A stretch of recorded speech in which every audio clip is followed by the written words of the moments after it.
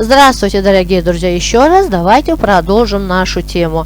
Birinci hissəmizdə biz prичастие fe'li sifət haqqında danışdıq və dedik ki, fe'li sifət özündə sifətin və fe'lin əlamətlərini daşıyır. Sifət kimi isimlə uzlaşır, kişi, qadın, orta və cəm halda olur və sifət kimi eyni ilə padejlərdə hallanır, padej şəkilçilərini qəbul edir.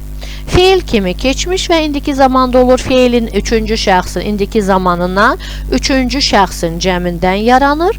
İndiki zamanı fe'l kimi keçmiş və indiki zamanda olur, amma gələcəyi yoxdur. Və dedik ki, cümlələrdə prичастiyemiz, yəni fe'li sifət bizim indiyənəcən qurduğumuz, yəni который sözünün qurduğu ilə, köməyi ilə qurduğumuz cümlələri əvəz edir. Yəni bir növ которыны əvəz edir. Məsələn, gəlin burada nümunələrimiz var.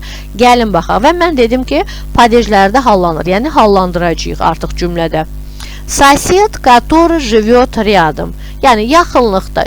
Qonşu, hərfi tərcümə etsək, qonşu hansı ki yaxınlıqda yaşayır. Biz bunu belə hərfə tərcümə edirik. Əslində Azərbaycanda daha doğru məntiqi variantı живущий rядом сосед, yəni yaxınlıqda yaşayan qonşu. Bu variantı mən cümlədə işlətmək istəyirəm. Məsələn, mən deyirəm ki, mən yaxınlıqda yaşayan qonşu ilə rastlaşdım. Я встретился, mən rastlaşdım. С кем, kiminlə? С соседом, творительный падеж, yerlik hal rus dilində. S каким соседом, hansı qonşu ilə? Yaxınlıqda yaşayan. Burada yaşayan sözünü eyni ilə sifət kimi tворительный падежdə hallandıracağım. Sifətimiz tворительный падежdə каким sualına cavab verir. Deməli olacaq s соседом, живущим rядом. Yəni eyni ilə im şəkilsi eyni sifətin каким sualına uyğun olaraq im şəkilçisini qəbul edir. Я встретился с соседом, живущим rядом. Əgər mən bunu qadın cinsində qoysam, я встретился с кем? С соседкой. Orada da tворительный падежimiz bilirik ki, какой sualına cavab verir.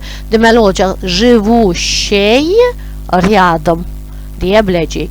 Əgər cəmdə qoysaq, onda deyəcək, я встретился с кем? С соседями. Какими соседями? Hansı qonşularla? Живущими rядом. Eyni ilə sifəti necə padejlərdə hallandırmışıqsa, o sistemlə də hallandıracağıq. Sıradakı variantımız девочка, которая читает книгу. Kitab oxuyan qız. Yəni qız hansı ki kitab oxuyur. Biz bunu belə deyirik. Девочка, читающая книгу. Kitabı oxuyan qız. Bu variantımızı cümlədə işlədək. Mən kitab oxuyan qıza zəng vurdum. Я позвонил кому? Дательный падеж, yönlük halımız. Девочке, кому? Дательный падеж, yönlük halımız. Какой девочке? Hansı qıza? Kitab oxuyan. Deməli, burada oxuyan sözünü eyni ilə sifət kimi qadın cinsinin datelini падеж şəkilsində hallandıracaq. Sualımız какойdu? Ona uyğun olaraq читающий книгу deyə hallandırmış oluruq. Paydiyorum дальше. Eyni bu cümləni mужской rodda qoysaq, eyni mужской rodun sifəti kimi hallandıracağım. Я позвонил кому? Мальчику. Какому мальчику? Hansı oğlana? Читающему книгу deyə hallandıracağım. Yəni, siz əgər bu hallanmanı unutmuşsunuzsa, açıb padej dərslərimizdə, dərslərimiz arasında var, padej dərslərində sifətin necə hallandığına bir daha baxmış ola bilərsiniz. Человек, который говорит gромко, yüksəkdən danışan insan. Yəni, hərfi tərcüməsi belə çıxır. İnsan, hansı ki, yüksəkdən danışır. Человек, говорящий gромко. Yəni, yüksəkdən danışan insan fe'li sifətlə cümləmizi sadələşdirdik. Bu birləşməni cümlədə işlədik.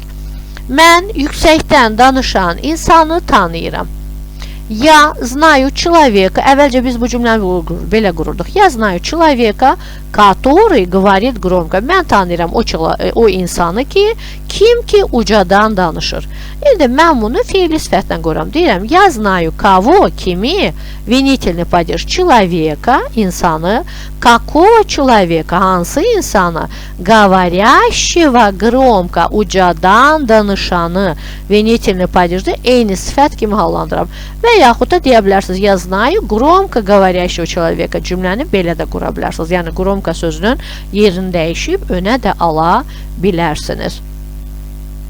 Студенты, которые занимаются танцами. Rəqslərlə məşğul olan tələbələr. Yəni, hərfi tərcüməsi belə çıxır. Tələbələr, hansılar ki, rəqslərlə məşğul olurlar. Студенты, которые занимаются танцами. Biz bunu bəsitləşdiririk, yəni sadələşdiririk, sadə cümləyə çeviririk. Студенты, занимающиеся танцами. Burada заниматься feilimiz qayıdış feili, yəni возвратный qlaqoldur. O da o formada, yəni studenti cəmdə olduğu üçün feilimizi üçüncü şəxsin cəmində onlar deyərək hallandırırıq. Занимаются, yut olduğu üçün buraya feili sifət şəkilçimiz yuş və cəm hal haqqında, yəni studenti haqqında danışdığımız üçün sifətin cəmsi занимающиеся танцами, yəni rəqslərlə məşğul olan tələbələri.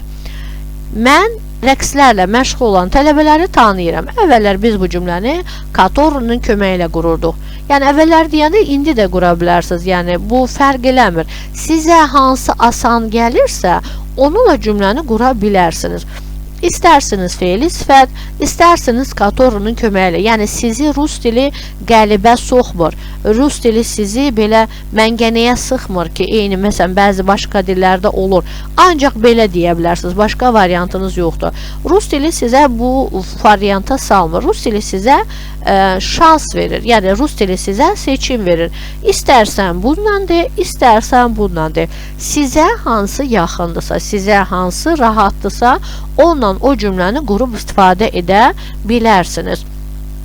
İstərseniz который sözün köməyi ilə deyin. Əgər sizə hasant gəlirsə, mən fikrimcə bəlkə də который çoxunuza hasant gələ bilər. İstərseniz feili sifətlə qurun. Bəlkə də bəzilərinizə feili sifətlə qurulan cümlələr daha hasant gələ bilər. Mən rəqslərlə məşğul olan tələbələri tanıyıram. Cümlələri əvvəlcə belə qurduq. Я знаю кого студентов, винительный падеж, каких студентов, которые занимаются танцами, hansılar ki rəqslərlə məşğul olur. İndi biz bunu feili sifətlə qururuq. Я знаю кого студентов, винительный падеж, каких студентов, винительный падеж, yəni təsirli halımızın cəmində istifadə olunub sifətimiz, занимающихся tançami, görürsünüzmü? Feili də, yəni feili sifətimizi eyni sifət kimi kakik sualına uyğun olaraq eyni burada ix şəkilçisi və plus təbii ki bu qayıdışlıq şəkilçisini də heç bir zaman unutmuruq. Yəni qayıdışlıq şəkilçisini də hər zaman buraya əlavə etmək məcburiyyətindəyik. Üzr istəyirəm səsimə görə.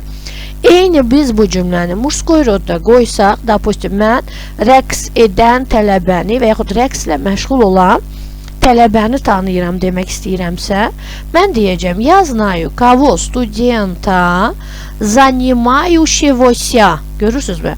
Занимающегося. Çünki какого sualını verirəm. Винительный падеж. Какого студента занимающегося студента, допустим, танцами. Или женский род да qoysam, я знаю кого студентку, какую студентку занимающуюся, yenə də görürsünüz, orası yanı artıram, танцами. Bütün, yəni feili sifətimiz eyni sifət kimi padejlərdə hallanır, eyni sifət kimi sifətin o padej şəkilçilərini qəbul edir. Çünki aid olduğu isimə görə mütləq surətdə o isimlə eyni şəkilçiləri daşımalı, eyni ahəng qanununa əməl etməlidir.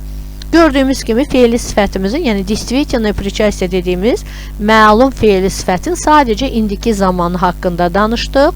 Keçmiş zamanı haqqında növbəti dərsimizdə danışacağıq. Növbəti dərsimizi izləməyi unutmayın. Bir də sürəkli məndən lüğət istəyən tələbələrə sözüm budur. Hörmətli tələbələr, mən mən Türkiyədə yaşayıram. Burada rus dili ilə əlaqəli çox geniş, yəni kitab seçimi yoxdur. Amma siz Azərbaycanda yaşayırsınız. Azərbaycanda külli miqdarda kitabxanalarda kitab satılır. Xahiş edirəm, gedin kitabxanalardan alın. Yəni məndən lüğət istəməyin.